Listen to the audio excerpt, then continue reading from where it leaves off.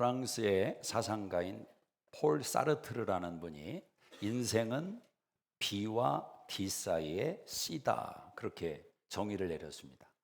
B라고 하는 것은 birth, 태어나는 출생을 말하고, D는 death, 죽음을 말합니다. 그러니까 인생이라는 것은 출생과 죽음 사이의 C, 초이스다, 그렇게 이야기를 했습니다. 참 멋진 말인 것 같습니다. 삶이라는 것은 선택의 연속이다, 그런 말입니다. 여러분, 이번 주를 살아오시면서 여러분이 많은 선택을 내리지 않았습니까? 커피숍에 가서 비단 커피 하나를 고를 때에도 종류가 많으니까 매일마다 다른 것을 선택할 수 있고, 음식점은 말할 것도 없습니다. 옷을 고르는 것도 아마 선택의 기호가 될 겁니다. 이런 내용들은 그 선택의 영향력이 작습니다. 그래서 잘못 선택했어도 금방 떨쳐낼 수 있고, 또 새롭게 나중에는 원하는 것을 선택할 수 있습니다. 그러나 조금 무게감이 있는 집을 이사한다든지, 직장을 옮긴다든지, 비즈니스를 오픈한다든지, 이런 선택은 조금 무게감이 있어서 그 파장과 영향력이 좀 더 있는 것을 우리가 생각합니다. 물론 가장 중요한 선택은 사람에 대한 선택일 겁니다. 이 선택은 그 영향력이 굉장히 오래 지속될 수 있기 때문에 그렇습니다. 특별히 배우자에 대한 선택, 얼마나 중요한 것입니까? 선택이 중요한 만큼 선택이 어려운 것은, 하나를 선택한다는 것은 다른 하나를 포기하는 결정이 필요하기 때문입니다. 그리고 포기하는 그 내용이 포기할 만하면 선택이 쉬울 겁니다. 그러나 대부분 우리가 선택해서 고민하는 것은 포기하는 내용이 포기할 만한 요소가 아니라 선택하는 것과 거의 비등비등하다, 도찐개찐처럼 보인다는 거죠. 그래서 어려운 것입니다. 무엇을 우선적으로 보고 생각하느냐에 따라서 결정되기 때문에 포기하는 내용이 굉장히 어렵다라는 것입니다. 그래서 선택을 잘 못하는 사람들을 우리가 선택 장애가 있는 사람이다, 그런 표현을 쓰기도 합니다. 물론 장애라는 말이 좀 거북해서 새롭게 등장한 표현이 하나가 있습니다. maybe라는 표현입니다. 독일의 저널리스트인 올리버 에게스라는 사람이 책을 냈습니다. 결정장애 세대. 우리 세대가 결정하는 데 있어서 어려움을 겪는 세대다. 부제로 이런 제목입니다. 기회의 홍수에서 길을 잃은 사람들. 선택의 기회는 참 많은데 그 홍수 속에서 길을 잃었다. 선택을 잘 내리지 못하는 이 사람들을 네이비족이다, 그렇게 지칭을 합니다. 그래서 아니오라는 말보다 글쎄요, 애매한 그런 대답을 일삼거나, 또 타인의 의견에 너무 의존하는 것입니다. 내 의견이 없어요.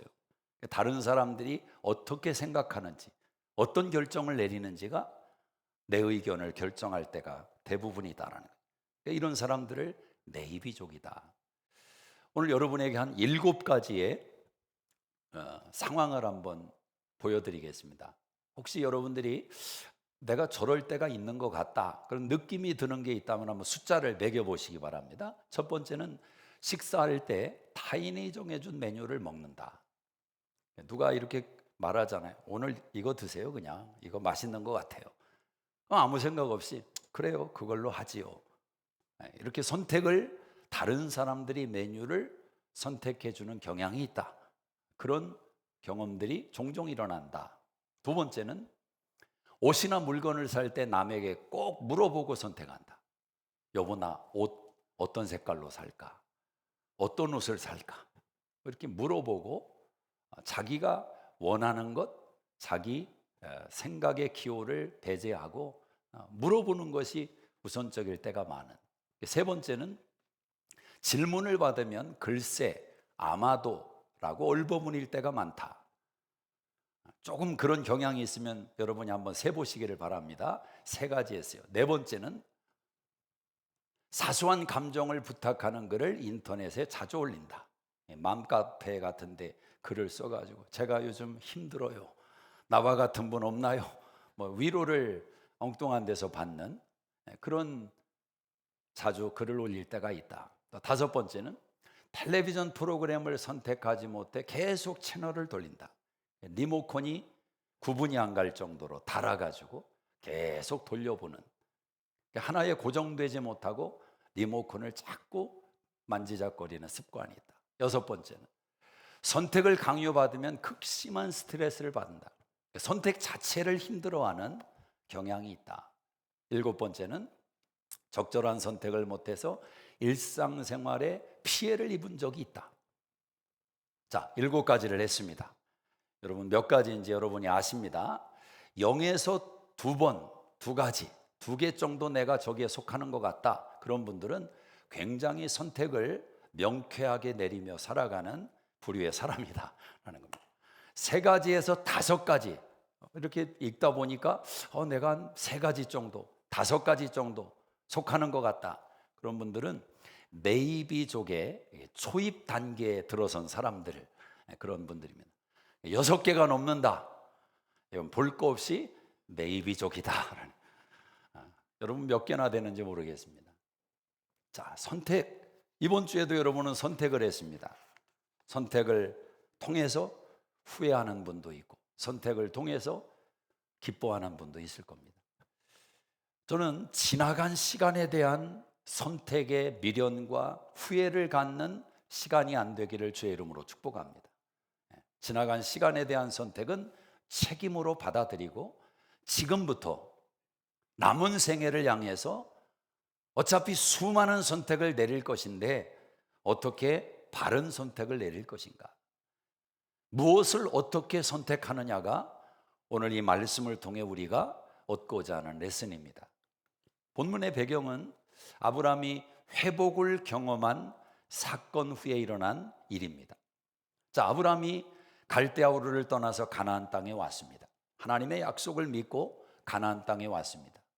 근데 가나안 땅에서 기근을 경험하게 됩니다. 그때 아브라함이 선택을 내립니다. 아브라함의 선택은 애굽으로 내려가자, 이게 선택이었습니다. 애굽에는 기근이 없어요. 나일강에 풍성한 서포트가 있기 때문에 기근이 없습니다. 애굽으로 내려가자. 그 선택을 내리고 애굽으로 내려갔다가 아브라함 인생의 가장 비참하고 수치스러운 경험을 하게 됩니다. 그의 아내를 바로 왕에게 빼앗기고 바라보는 눈앞에서 자기 아내를 외간 남자의 품에 안겨버리는 기가 막힌 상황을 직면한 것입니다. 그런데 그 상황 속에 손을 쓸 수 없는 것이 아브라함의 현실이었다는 겁니다. 자, 선택이 내린 결과가 너무 비참했습니다. 그런데 하나님께서 개입하시죠. 간섭하죠. 바로 왕에게 나타나셔서 내 종 아브라함을 그의 아내를 돌려보내라. 하나님이 엄히 꾸짖는 말씀을 주십니다. 하나님을 믿지 않는 바로 왕이지만 초자연적인 신의 개입 앞에 그의 생각을 돌려먹습니다. 그래서 많은 재물을 함께 따라 보내서 그의 아내 사례를 아브라함에게 돌려보냅니다. 그래서 다시 아브라함이 가나안 땅에 돌아와서 이제 삶을 살아가고 있다가 오늘 이 상황을 경험하게 된 것입니다. 오늘 여러분이 읽은 대로 본문에 문제가 생겼습니다. 다툼이 생겼습니다. 7절을 보시면 그러므로 아브라함의 가축의 목자와 롯의 가축의 목자가 서로 다투고 또 가나안 사람과 브리스 사람도 그 땅에 거주하였는지라.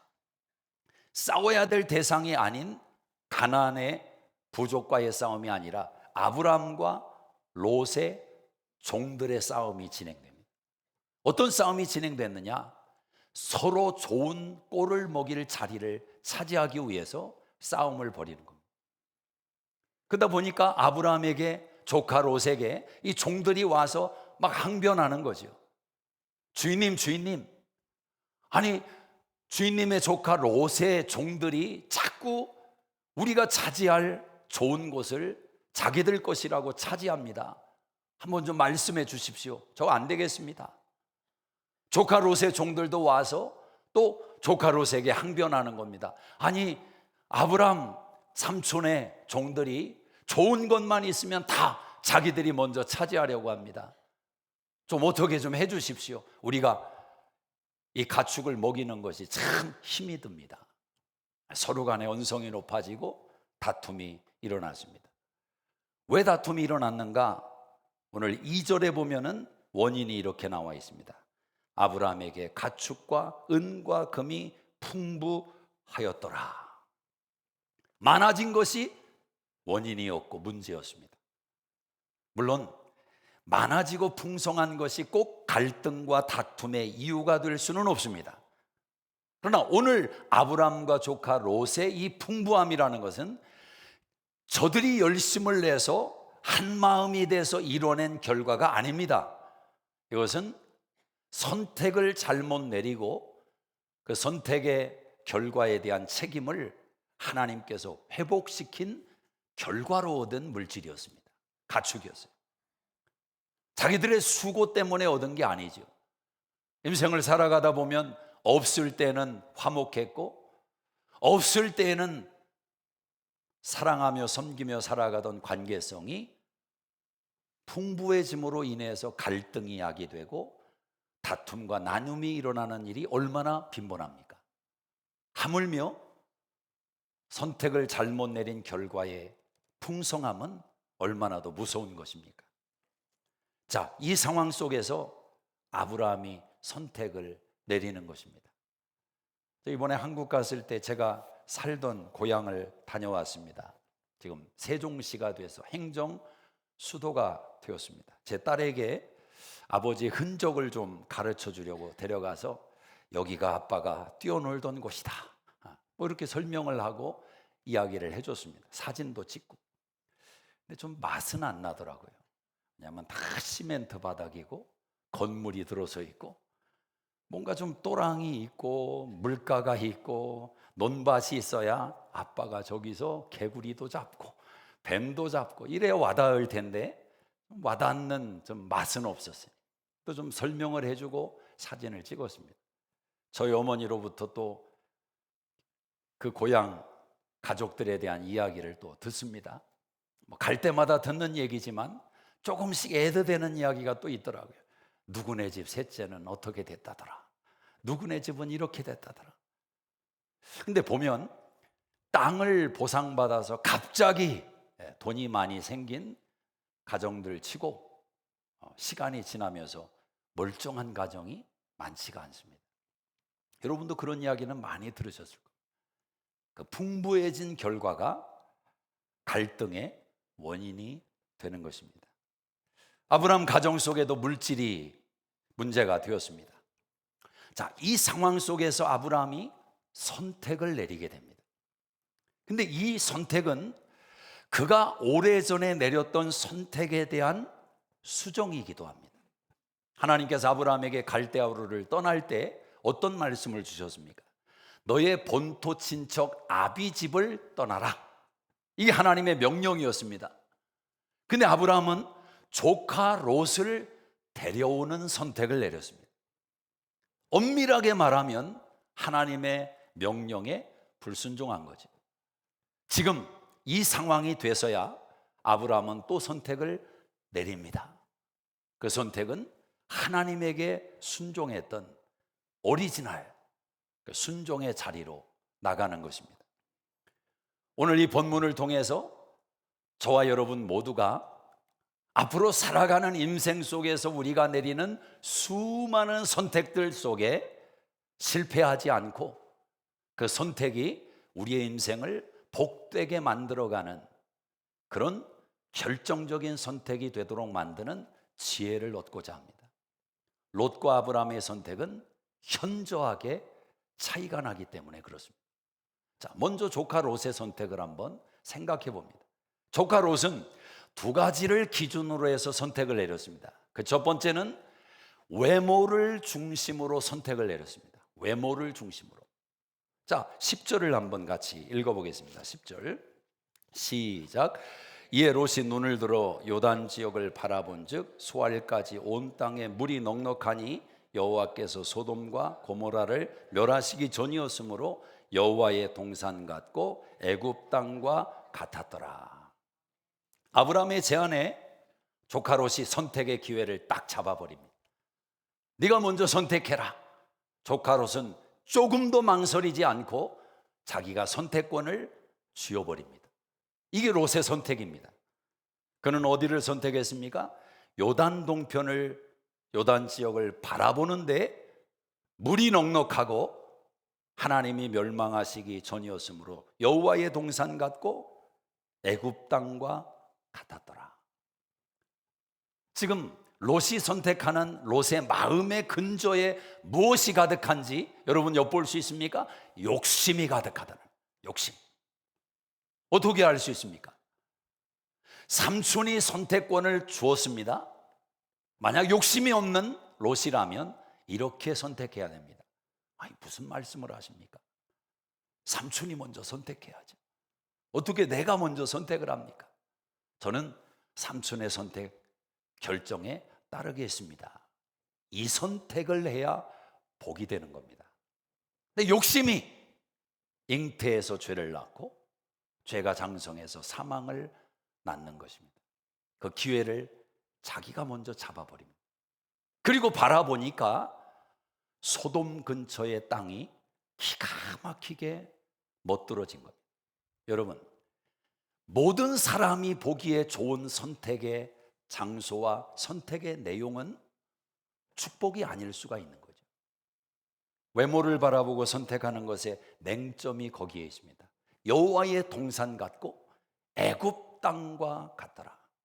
자, 이 두 단어를 비교해 보면 우리가 선택을 내림에 있어서 가장 중요한 문제가 어디에 있는지를 아셔야 됩니다. 어느 누구도 선택을 내림에 있어서 이게 죄라고 생각하며 선택 내리는 사람은 없습니다.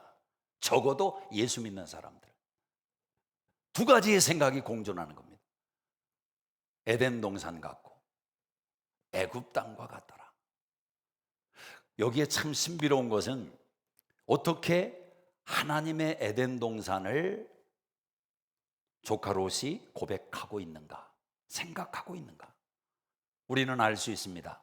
성경에 기록된 말씀은 이들이 살고 난 후대 세대의 모세를 통해서 기록된 말씀이지만 이들의 기억과 생각 속에는 하나님의 말씀이 심겨져 있었다라는 겁니다. 아담으로부터 아브라함에 이르기까지 에덴 동산에 대한 이야기가 전수되고 있었다는 거예요. 하나님의 말씀은, 기록된 말씀은 어느 날 갑자기 우리에게 툭 떨어진 게 아닙니다. 인생들의 생각과 마음 속에 심겨졌던 하나님의 말씀의 씨앗이 문자로 우리 세대 가운데 주어진 것입니다. 하나님의 동산 같았다. 그러나 동시에 에덴 동산과 같았다라는 것입니다. 자, 어느 것이 더 파워가 있습니까? 백문이 불여일견이라는 말이 있습니다. 100번 듣는 것보다 한 번 보는 게 낫다. 이건 좋은 면에서도 그렇지만 악한 면에서도 이 원리는 그대로 적용되는 겁니다. 한 번 보는 것이 인생을 결정할 때가 있습니다. 한 번 봐서 인생이 망가질 수가 있습니다. 보는 게 그렇게 무서운 겁니다. 기근을 만나서 애굽 땅에 내려갔던 아브라함의 선택, 거기에 동행했던 롯이 애굽에 가서 보았던 화려함과 애굽의 번성함과 그 애굽의 문화가 생각과 마음 속에 담겨져 있었다라는 겁니다. 그게 갑자기 툭 이 선택과 결정에 치고 올라오는 것입니다. 여러분, 저와 여러분이 많은 것을 보면서 살아갑니다. 근데 그 많은 보았던 내용들이 어느 날 갑자기 여러분의 중요한 선택의 시간에 탁 하고 올라올 때가 있어요. 여러분의 선택을 결정해버리는 이유가 된단 말입니다. 애굽을 봤어요. 그것이 롯의 선택의 기준이 됩니다. 하나님의 동산이라는 것은 믿음으로 생각하며 꿈을 꾸며 그리는 장소 아닙니까? 누가 하나님의 동산을 본 사람이 있습니까? 에덴 동산을 본 사람은 아담밖에 없어요. 어느 누구도 에덴 동산의 정확한 내용을 말할 수는 없습니다. 그런데 애굽은 봤다 말입니다. 이게 문제인 것입니다. 외모를 중심으로 결정을 내릴 때 굉장히 불신앙적인 것 같지만 사실은 종이 한 장 차이일 때가 많다는 거죠. 자, 자녀를 위해서 부모가 기도하면서 어떤 중보를 합니까? 우리 자녀가 하나님의 뜻 가운데 잘 자라서 좋은 직장을 얻고 좋은 믿음의 배우자를 만나서 하나님 나라를 세워가는 풍성한 삶을 살았으면 좋겠다. 누구나 다 소원을 가지고 있습니다. 그리고 가장 중요한 게 뭐냐고 물으면 하나같이 이야기합니다. 믿음이죠. 믿음 좋은 사람 만나야죠. 믿음 좋은 여자를 아내로 맞아야죠. 남편으로 맞아야죠. 다 그렇게 얘기합니다. 그러나 결정적인 순간이 되면 그 중심을 보겠다고 했던, 믿음을 보겠다고 했던 결정은 온데간데 없이 사라지고, 직업이 뭐냐, 집을 가지고 있냐, 그의 가정의 배경은 어떠냐, 그것으로 결정을 내릴 때가 얼마나 많느냐라는 겁니다. 여러분, 외모를 보고 내리는 선택의 문제가 무엇입니까? 그 중심을 알 길이 없다는 겁니다. 외모를 보고 결정을 했어요. 예쁜 게 좋으니까 미인하고 결혼해야 되겠다. 미스 코리아 손이 들어왔어요. 볼 것도 없이 이 사람과 결혼해야 되겠다. 결혼했습니다. 친구들이 다 부러워하고, 야, 어떻게 저렇게 미인을 얻었냐. 환상적인 결혼식을 마쳤습니다. 근데 그때부터 이제 살아가기를 시작하는데 안 보였던 것이 보이기를 시작합니다. 한 달이 지났는데 카드값이 만불 청부서가 와 있어요. 보니까 그 예쁜 미스 코리아 아내가 쇼핑을 하느라고 바쁘게 돌아다녔어요. 얼굴은 예쁜데 그 중심에 어떤 가치관과 어떤 신앙관을 가지고 있는지는 몰랐단 말이에요. 아니, 알지만 우선순위에 두지 않았어요. 그때부터 외모로 선택한 인생의 고통이 시작되는 겁니다. 여러분, 롯이 소돔성 안을 알았습니까? 소돔성이 어떤 곳인지 알았어요? 몰랐어요. 오늘 13절에 보면 이렇게 말씀합니다. 한번 읽어보세요. 소돔 사람은 여호와 앞에 악하며 큰 죄인이었더라. 이걸 알았어야 되는데 소돔 근처만 멋있어 보이고 외모만 화려해 보였지 그 안이 어떤 것을 간과했다는. 여러분은 어떻게 선택을 내리십니까? 외모를 중심으로 선택을 내리십니까? 롯이 그러했습니다. 두 번째는 롯은 물질 중심으로만 선택을 내렸습니다. 물질 중심으로. 자, 12절을 한번 읽어보시기 바랍니다. 아브람은 가나안 땅에 거주하였고 롯은 그 지역의 도시들에 머무르며 그 장막을 옮겨 소돔까지 이르렀더라. 자, 지금 롯이 선택을 내린 결정과 아브라함의 선택의 결정의 차이가 뭐냐? 아브라함은 가나안 땅에 거주하였고, 아멘이십니까? 어디에 거주했어요? 가나안 땅에, 약속의 땅에, 하나님이 함께 하시는 땅에. 그런데 이 가나안 땅이라는 게 화려하지 않아요. 평지입니다. 좀 목초지가 있고 자갈밭이 있고, 이게 가나안 땅의 현주소인데 롯이 선택한 곳은 어디입니까? 도시들을 선택했어요. 그 장막을 옮겨 소돔까지 이르렀더라. 롯의 마음을 빼앗은 것은 소돔 근처의 화려한 도시였습니다. 저기 가면 성공하겠다, 돈을 벌겠다. 여러분 기억하셔야 됩니다. 어느 누구도 선택을 하면서 나는 타락할 겁니다, 나는 이제부터 악하고 음란한 문화에 젖어들 것입니다, 이제 10년 후에 우리 집은 폭망할 것이며 자녀들은 뿔뿔이 흩어질 것이며 우리 집안은 망하고 말 것입니다, 그 결론을 알고 선택을 내리는 사람이 어디에 있습니까? 신앙인들도 선택을 내리면서 마음에 찔림이 있으면 다 이런 생각을 합니다. 하나님, 걱정하지 마십시오. 제가 누구입니까? 그래도 아브라함을 삼촌으로 두고 있는 조카 롯입니다. 제가 갈대아우르를 떠나서 여기까지 왔는데 하나님, 이 정도는 제가 감당할 수 있습니다. 웃기는 짬뽕 같은 소리를 한단 말입니다. 누구나 다 그렇게 타협하는 것입니다. 그리고 나서 조금씩 소돔으로 가까워지는 것을 깨닫지를 못합니다. 죄의 무서움은 죄가 주는 그 끝에 쾌락이라는 꿀이 묻어 있기 때문에 그러죠. 그 칼끝이 나를 향하고 있지만 칼끝이 보이기 전에 거기에 묻어 있는 쾌락의 꿀이 달다 말이죠. 그래서 그 칼인 줄을 깨닫지 못하고 그대로 삼켜버리는 것입니다. 개구리가 죽는 실험에 대해서 여러분 한 번쯤은 들어보셨을 겁니다. 0.003 이 온도로 물을 데펴가면 개구리가 그 안에서 내가 죽는다는 사실을 인지하지 못하고 그 안에서 죽는다는 것 아닙니까? 지금 롯이 그렇다는 거예요. 소돔으로 점점 가까워져 가는 거예요. 저는 오늘 여러분에게 묻습니다. 여러분은 최근에 어떤 기준으로 선택을 내려오셨습니까? 하나님을 가까이 하며 하나님의 뜻과 하나님의 말씀, 하나님을 중심으로 기도 가운데 선택을 하셨습니까? 아니면 하나님을 배제하고 외모를 중심으로, 물질을 중심으로 세상이 주는 정보와 세상이 주는 메시지에 모든 것을 우선순위에 두고 결정하셨습니까? 우리 한번 심각하게 생각하셔야 됩니다. 왜냐하면 선택은 짧고 선택은 가벼운 듯 했지만 그 결과가 너무 비참하다. 너무 비참하다. 최근에 달라스에 가장 영향력 있고 많은 사람들에게 회자되는 교회 목사님이 큰 스캔들에 휘말렸습니다. 30년 전에 내렸던 선택.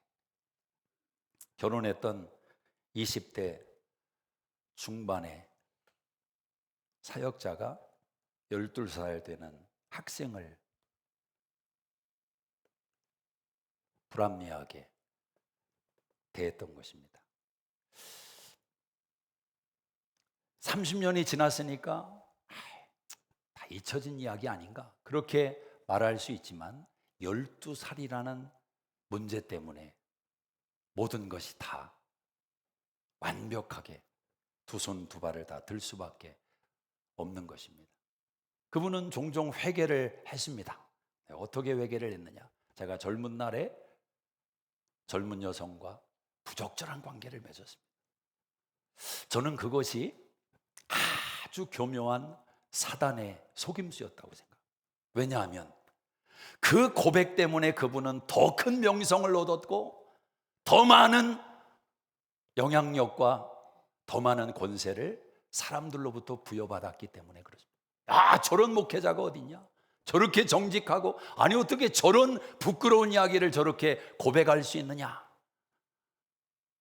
근데 문제는 그렇게 하면서 본인 안에 그 갈등과 아픔을 씻어내는 싸움을 처음에는 벌였을 겁니다. 근데 그 달콤함이 주는 내용이 오히려 회개가 아니라 더 큰 쾌락으로 일어서 버리고 만 겁니다. 그렇게 유명해지지 않았다면, 그러나 저는 그것이 하나님의 은혜라고 생각합니다. 진정한 회개를 만들 수밖에 없는 자리로 하나님이 몰아넣으신, 그분을 사랑하시는 하나님의 방법이 아니었나 생각합니다. 이 자리에 30년 전에 혹시 무슨 일을 하셨던 분들, 사랑하는 여러분, 그때는 작은 선택이었고 실수라고 여겼던 것이, 저는 너무 그 여자분도, 성인이 된 여자분도 너무너무 안 됐고 불쌍하고 이 당사자인 목회자도 너무너무 불쌍한 거예요. 손주들 앞에서, 며느리 앞에서, 아들 앞에서, 딸 앞에서 이걸 어떻게 할 겁니까? 롯의 선택이 한순간의 선택으로 치부될 수 있는지 모르지만 우리는 성경을 통해서 압니다. 롯은 그 두 딸과 잠자리를 통해서 모압과 암몬이라는 저주받은 후손을 낳습니다. 여러분, 그 두 딸이 성에 굶주리고 성에 타락을 해서 아버지를 상대로 그런 일을 했다고 성경이 말하지 않습니다. 그 두 딸은 이 땅에 아버지의 대를 이을 사람이 없으니 우리가 아버지와 잠자리를 통해서 아버지의 대를 이어주자, 좋은 의도에서 선택을 내렸습니다. 그러나 그 좋은 의도가 좋은 의도입니까? 그 정도로 그 두 딸은 타락해 버렸어요. 뭐가? 정신이, 가치관이, 정체성이, 자신들이 내리는 선택이 똥인지 된장인지 구분이 안 되는 상황까지 가버렸습니다. 왜 이렇게 된 것입니까? 롯의 선택이, 소돔을, 그 악한 소돔을 깨닫지 못했던 롯의 선택이, 자기 목숨보다 사랑하는 두 딸이 그 안에서 그 소돔의 가치관과 소돔의 문화와 소돔의 타락과 소돔의 썩은, 진동하는 그 썩은 냄새들을 온몸의 생각 속에 그대로 인박이게 만든 것입니다. 오늘 여러분이 내리는 작은 선택 하나가 이와 같은 결과를 불러올 수 있다면 작은 선택이라고 치부할 수 있습니까? 롯의 선택은 외모를 중심으로, 물질을 중심으로 선택을 했어요.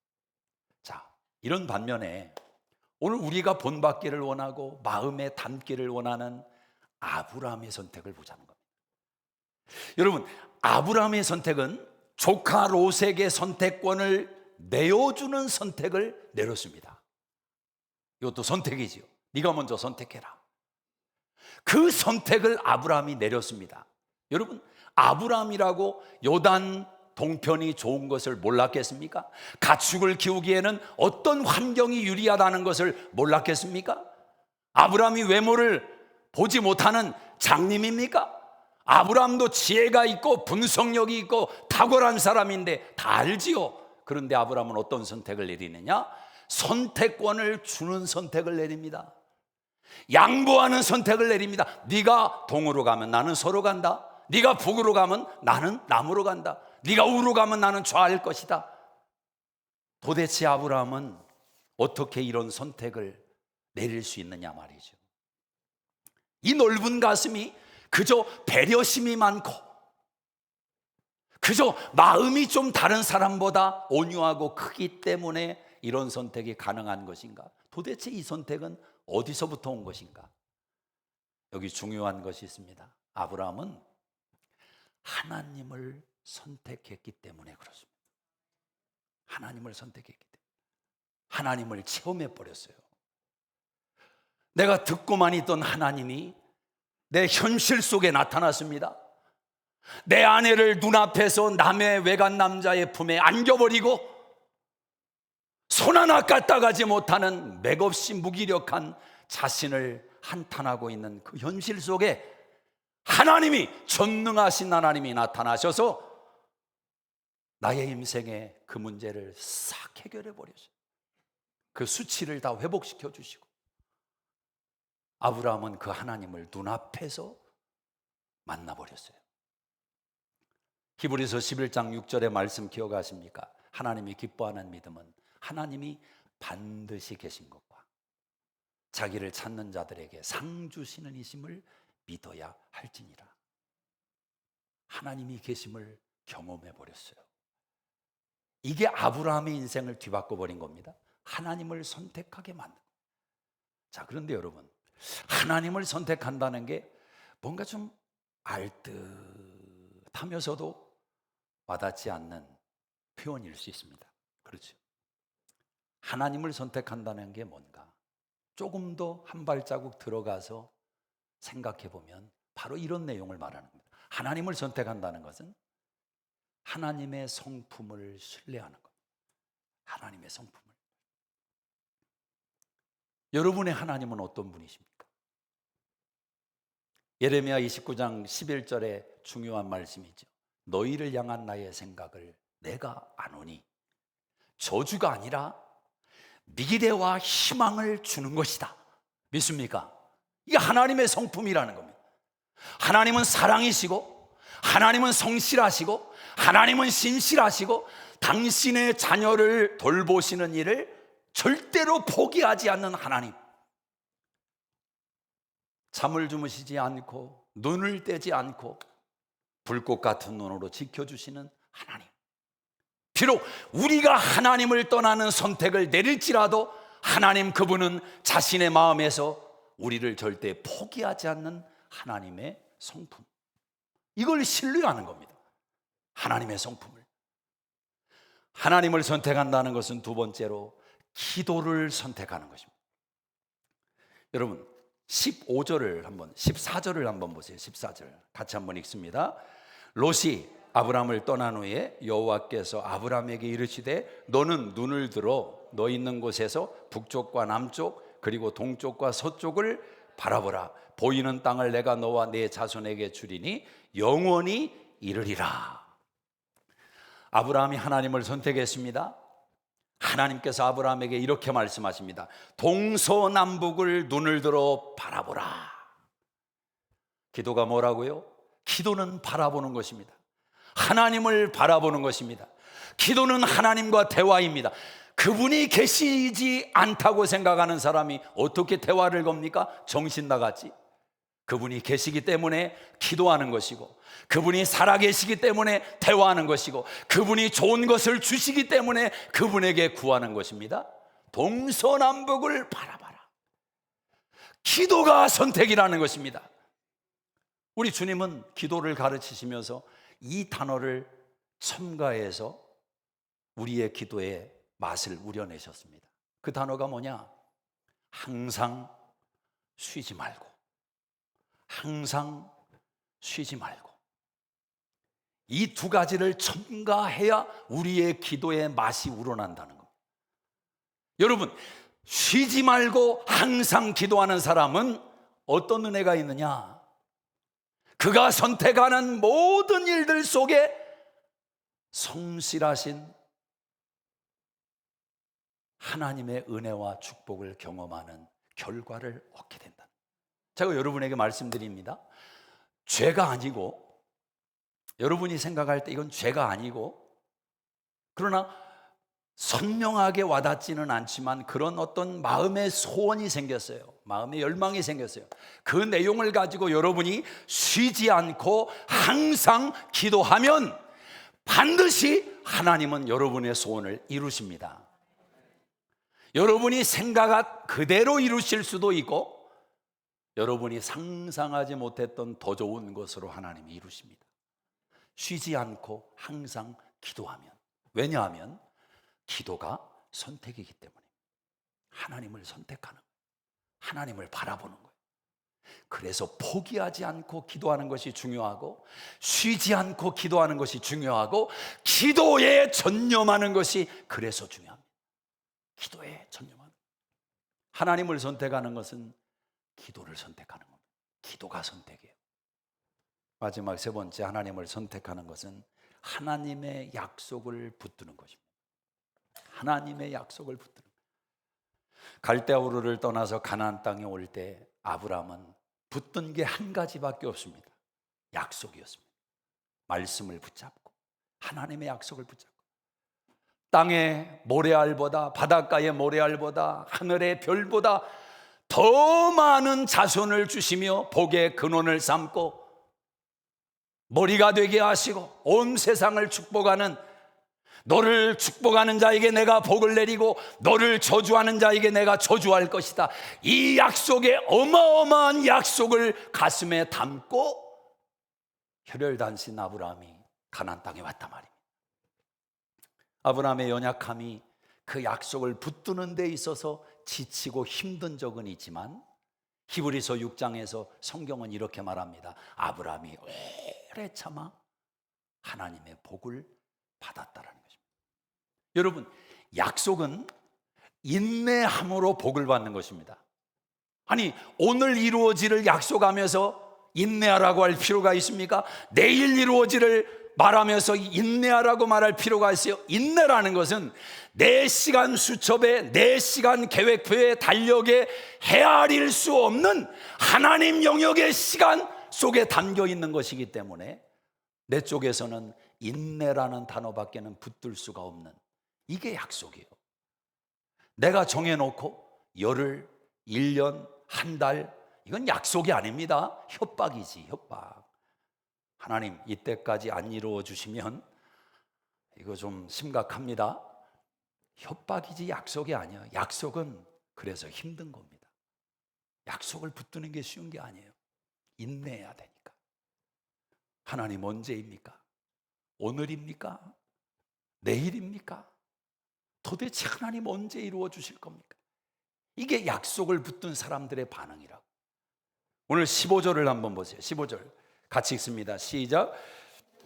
내가 너와 내 자손에게 주리니 영원히 이르리라. 내가 내 자손이 땅의 티끌 같게 하리니 사람이 땅의 티끌을 능히 셀 수 있을진데 내 자손도 세리라. 하나님의 약속을 아브라함 마음속에 다시 한번 팍 심어주시는데, 동서남북을 바라봐라. 내가 너에게 보이는 대로 다 주겠다. 여러분, 하나님의 축복의 분량은 360도예요. 동서남북. 네가 어디에서 무엇을 하느냐, 이게 중요하지 않다는 겁니다. 왜? 하나님의 축복은 이 한 단어 속에 담겨 있어요. 임마누엘. 어디에서 무엇을 하든지 임마누엘, 하나님이 우리 인생을 붙드시고 만들어 가시겠다는 약속입니다. 로마서 4장 16절에 아브라함에게 주신 약속, 이 축복은 예수를 구주와 주님으로 믿고 섬기는 자녀들에게 동일하게 주신 약속이라고 성경이 말씀합니다. 여러분, 믿음 안에 살아간다는 게 이런 거예요. 아브라함에게 하나님이 동서남북을 바라봐라, 내 눈에 보이는 대로 다 주겠다. 이게 수천 년 전에 살았던 아브라함 한 사람에게만 고정시킨 하나님의 약속과 축복이 아니라 예수를 구주와 주님으로 섬기고 영접한 저와 여러분에게 주신 하나님의 축복이라 말입니다. 그러니 저와 여러분, 내 당대에는 땅 한 평 얻지 못하고 아브라함처럼, 내 당대에는 별 볼 일이 없는 것 같아도 아브라함이 놓치지 않고 하나님에게 포기하지 않고 구했던 그 복, 우리 모든 예수 믿는 사람들이 구할 수 있는 복이라 말입니다. 하나님 아버지, 우리의 자녀들을 축복하시고 우리의 후손들을 축복하셔서 이 미국 땅 가운데서 큰 거목들로 자라가게 하시고 한 세대 하나님의 영광의 도구로 쓰임받게 하여 주시옵소서. 저들이 동으로 가든 서로 가든 북으로 가든 남으로 가든 저는 믿습니다. 임마누엘의 하나님이 함께 하시는 것을 믿습니다. 그 약속을 붙들고 기도하는 거예요. 그래서 주님은 마태복음 28장 19절에 이 약속을 마지막 이 땅을 떠나가면서도 또 확인시켜 줍니다. 세상 끝날까지 내가 너희와 항상 함께 있을 것이다. 염려하지 말라는 거예요. 두려워하지 말라는 거예요. 이사야 43장 2절에 물 가운데로 지날 때 물이 너를 침몰치 못한다. 왜? 내가 너와 함께 하니까. 불 가운데로 지날 때 사르지 못할 것이며 불꽃이 너희를 사르지 못한다. 왜? 내가 너와 함께 할 것이며. 이 믿음을 가지고, 이 풍성함의 은혜를 가지고 아브라함에게 하신 약속, 너는 복의 근원이 될 것이다. 너를 저주하는 자에게 내가 저주를 내리고 너를 축복하는 자에게 내가 복을 내릴 것이다. 하나님께서 이 어마어마한 감당할 수 없는 하나님 크기의 약속의 복을 아브라함 한 사람이 아니라 여러분 가정에, 우리 교회에게 주셨다면 두 손 들고 아멘 할 수 있겠습니까? 아멘 할 수 있겠어요? 좀 해봐요. 아멘, 아멘, 아멘. 그렇습니다. 우리 당대는 연약할 수 있어요. 조금 피어나다가 꽃을 못 피울 수도 있어요. 그러나 잊지 마십시오. Promise is going on. Promise is in process. 약속은 지금도 진행되고 있는 거예요. 약속은 진행되고 있는 거예요. 앞으로 여러분 많은 선택을 내리실 겁니다.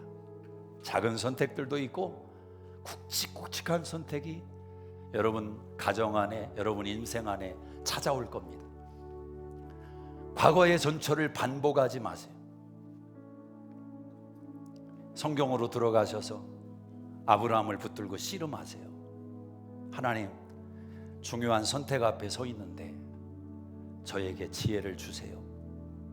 제 눈이 외모에 함몰되지 않도록, 제 마음이 물질에 함몰되지 않도록 하나님 활짝 열어주세요. 하나님을 선택할 수 있는 믿음 주세요. 하나님의 성품을 신뢰합니다. 기도를 포기하지 마세요.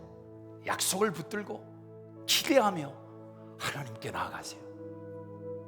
반드시 여러분을 향한 하나님의 약속은 여러분의 인생을 뒤덮고 말 것입니다. 그것을 경험하는 우리 모두가 되시기를 주의 이름으로 축복합니다. 기도하겠습니다. 자리에서 한번 일어나셔서 조용히 눈을 감고 여러분의 인생을 향한, 여러분의 가정을 향한 아브라함의 축복을 오늘 이 아침 믿음으로 한번 붙들어 보시기를 바랍니다. 조카 롯이 선택했던 그 선택, 처음에 잘못됐다고 절대 생각하지 않았습니다. 작은 선택이라고 합리화했습니다. 그러나 그 결과가 너무나 비참하고 처참합니다. 왜 그 전철을 따라가려고 하십니까?